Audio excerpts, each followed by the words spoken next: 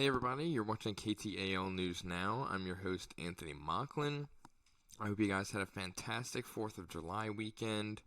Today is the weekend recap, where we'll be recapping the events of that weekend, as well as looking a little bit to the week ahead.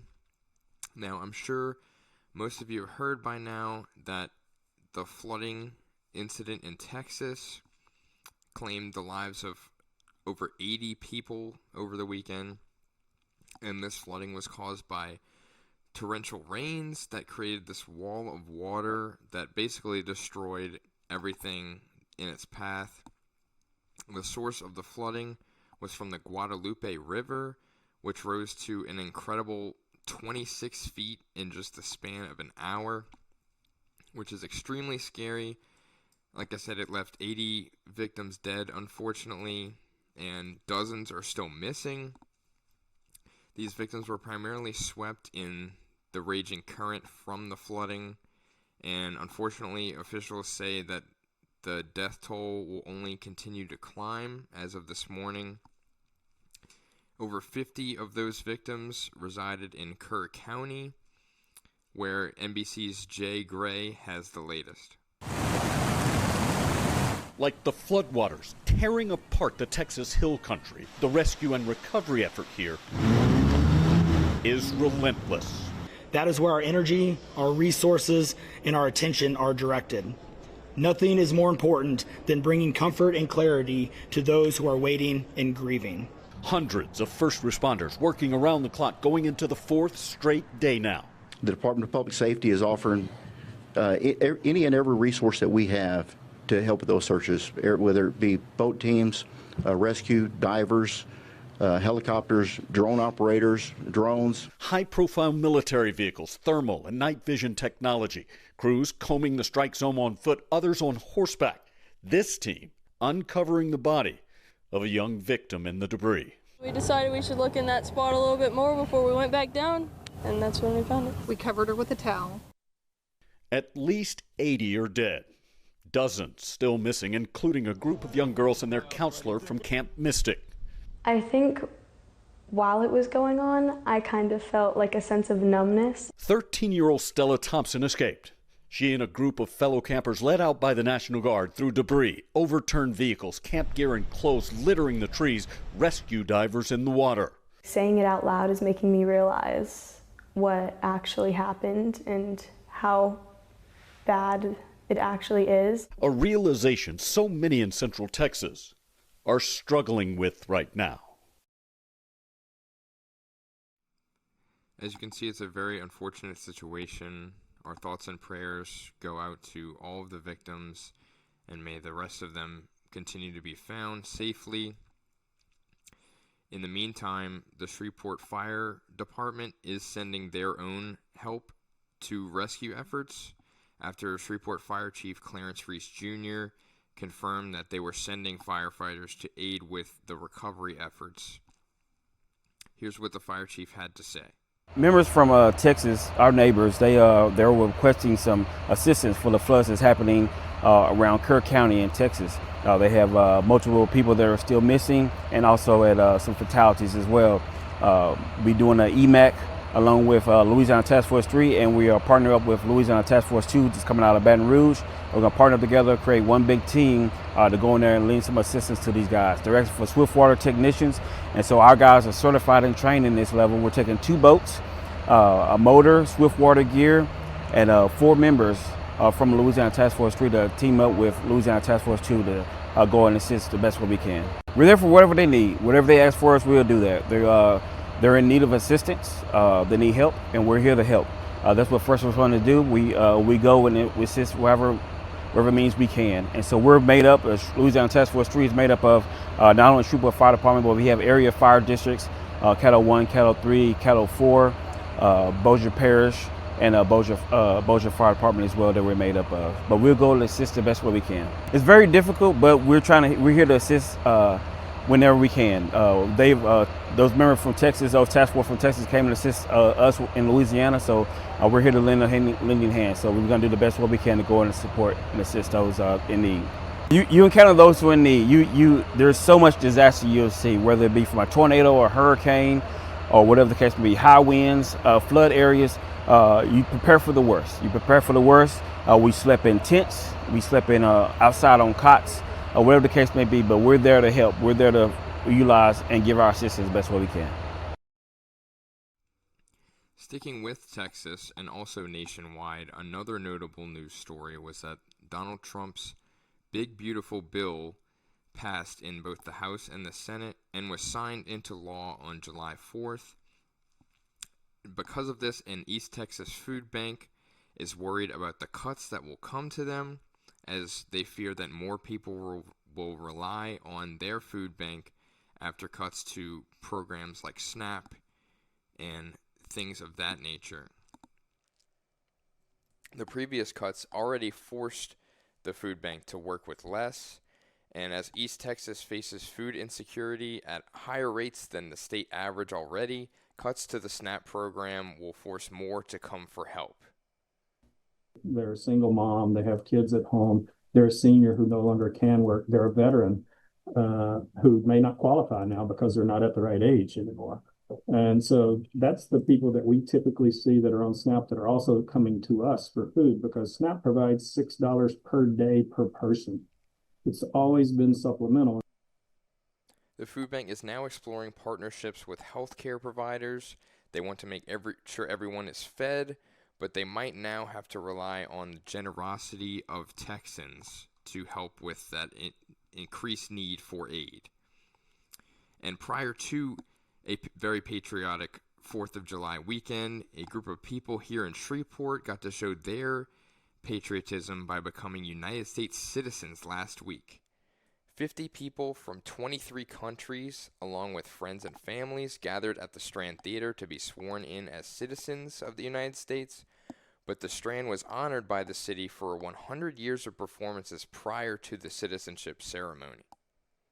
To be able to celebrate its 100th anniversary is very, very special. So I am honored to be here, honored to proclaim tomorrow, which is the actual anniversary. It opened on July 3rd, 1925. Patriotic songs were performed by the Victory Bells before the oath was delivered by Judge Maury Hicks. These are the happiest things that I do as a federal district judge. The path to U.S. citizenship can take 5 or more years and requires passing English and U.S. civics tests. One citizen said her journey was worth it just to join her family here. It is a very long process, a huge mental load that it takes on you, having to fill out all the paperwork and having an interview done and taking the exam. But thankfully it's over. Another citizen shared her excitement to pursue her dreams in America. For giving me a chance to actualize all of my dreams. I left Nigeria at the tender age of 17, and I wanted to come to America to become a doctor, and I did that. I am a board-certified internal medicine physician. Sticking with local news, if you're a fan of sports, you know all about the meteoric rise of pickleball in terms of popularity and participation. If you're someone who, like me, who enjoys being outside and staying active, whether it be recreational activities or organized sports like pickleball, you know how popular it is now. And at first, I was a pretty devout hater of pickleball just because I preferred basketball, and every time I would go to a gym or a basketball court, at least half of the court would be blocked off for pickleball reservations. So that never really sat right with me at the time. But after playing it for the first time, and now it's become a regular routine essentially, I've learned that it's a whole lot of fun. I highly recommend it if you are on the fence about it or don't want to give it a try. It's very, not easy, but it's low maintenance in terms of there's not as much running as tennis. It's a shorter court, so it's easier access for people who have sort of health problems or are becoming less active in their daily lives and want to change that.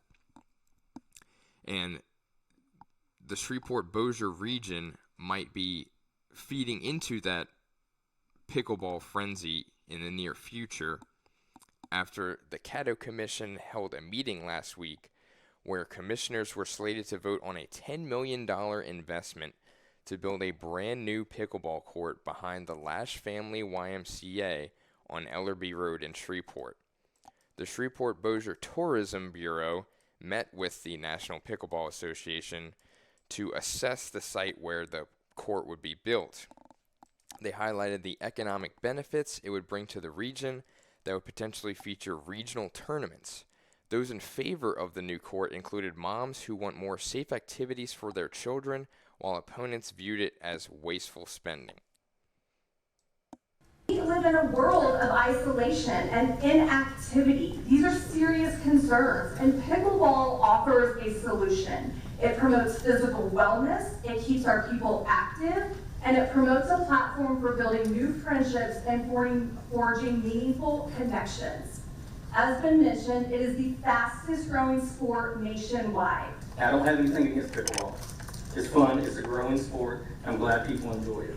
But spending $10 million of public funds on something that only benefits a small portion of our community is not a wise decision with our taxpayer dollars. Several discussions and disagreements followed before the commission voted to subject the proposal to further review before a follow-up voting session can take place. It'll be interesting to see where that goes in terms of voting. I really hope that it does get passed as a newfound fan of pickleball. And if you are active in any way outdoors, you know that it can work up an appetite. Where yesterday was National Fried Chicken Day. And as several restaurants and food trucks prepared their chicken, NBC's Isabella Chang captured the sights and sounds ahead of the big day. It's mainly about always putting out the best food that we can make, making sure everything is fresh and, tastes good, seasoned well, and just making sure everybody enjoys all the food that comes out of the restaurant. We've been here for about 16 years, but originally from New York. Yeah, born and raised in New York. And I'm here for National Fried Chicken Day. Yep. We got your winter fried chicken coming. We got your winter fried chicken. We got traditional bone-in, we got boneless, and we got some chicken fried rice.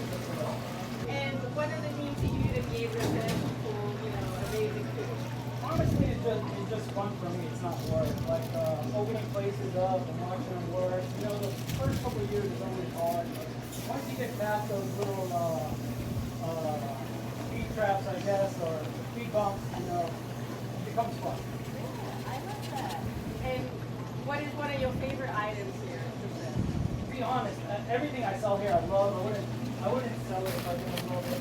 I really do like everything. I do have different stuff, mango habanero is probably my favorite now. Just love experimenting, trying new stuff, And I know that National Fried Chicken Day was yesterday, but watching that video made me super hungry and, want some chicken, and I'll probably get some after this.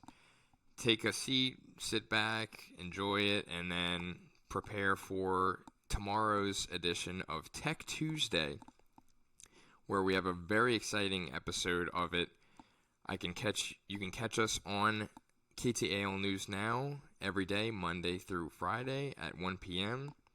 Like I said, be sure to join us tomorrow at 1 p.m. for Tech Tuesday, followed by Wellness Wednesday, and then a look ahead to the weekend on Thursday and Friday.